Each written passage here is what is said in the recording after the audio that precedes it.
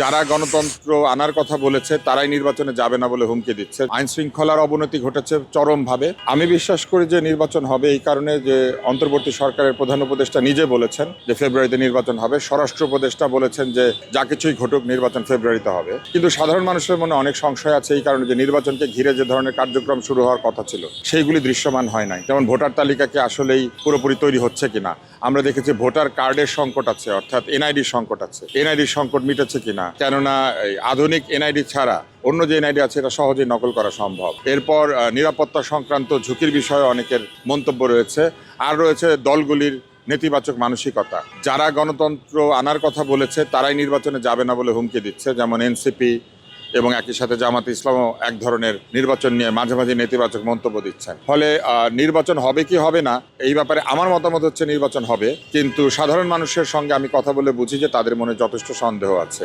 নির্বাচন নিয়ে আরো সন্দেহ রয়েছে এটি যে নির্বাচন কি আদৌ নিরপেক্ষ হবে কিনা। মানুষ যেহেতু বহু বছর ধরে নিরপেক্ষ এবং গ্রহণযোগ্য নির্বাচন দেখে না, ফলে মানুষ চায় এমন একটা নির্বাচন হবে যেখানে সবাই অংশ নিতে পারবে এবং সবাই মনের আনন্দে স্বাধীনভাবে ভোট দিতে পারবে।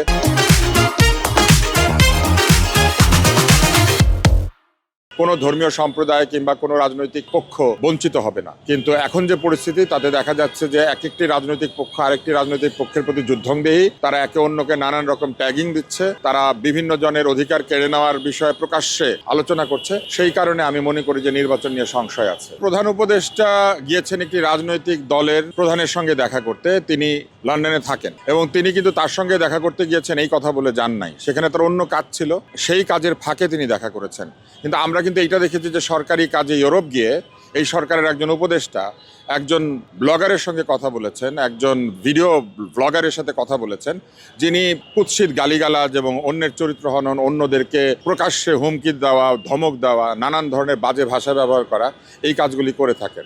সরকারের একজন উপদেষ্টা তার সরকারি ট্যুর থেকে ডিট্যুর করে অন্য দেশে গিয়ে তার সাথে দেখা করে ছবি তুলতে পারলে কোনো অসুবিধা হয় না। আর প্রধান উপদেষ্টা একটি নিবন্ধিত বহুদিনের পরীক্ষিত একাধিকবার ক্ষমতায় থাকা দলের প্রধানের সঙ্গে তার সরকারি কাজের বাইরে একই শহরে দেখা করেছেন, সেটা নিয়ে তারা সমালোচনা করছে। আমি মনে করি যেটা এক ধরনের, সোজা বাংলায় বলতে গেলে এটা বেয়াদবি। দেশের পরিস্থিতি আসলে তিন জায়গাতে তিন রকম। আইন শৃঙ্খলার অবনতি ঘটেছে চরমভাবে, দেশে মবের সংস্কৃতি তৈরি হয়েছে এবং দেশে এক ধরনের আইন তৈরি হয়েছে যেখানে এক পক্ষকে অপরাধী করা হয় যে অপরাধে, অন্য পক্ষকে সেই অপরাধে বীর বলে ঘোষণা করা হচ্ছে। মারামারি, গন্ডগোল, অপমান, অত্যাচার, চাঁদাবাজি যেই করুক সেই অপরাধী। কিন্তু আমরা লক্ষ্য করছি যে একটি দল সেটা করলে বলা হচ্ছে এটা ক্ষোভের প্রকাশ, এটা তো হবেই, এটাই হওয়ার কথা ছিল, এগুলা কিছু না। আর অন্যরা প্রতিবাদ করতে গেলেও তাদেরকে ধরে নিয়ে যাওয়া হচ্ছে, গরম পানি ছিটানো হচ্ছে, মার দেওয়া হচ্ছে, ছত্রভঙ্গ করা হচ্ছে।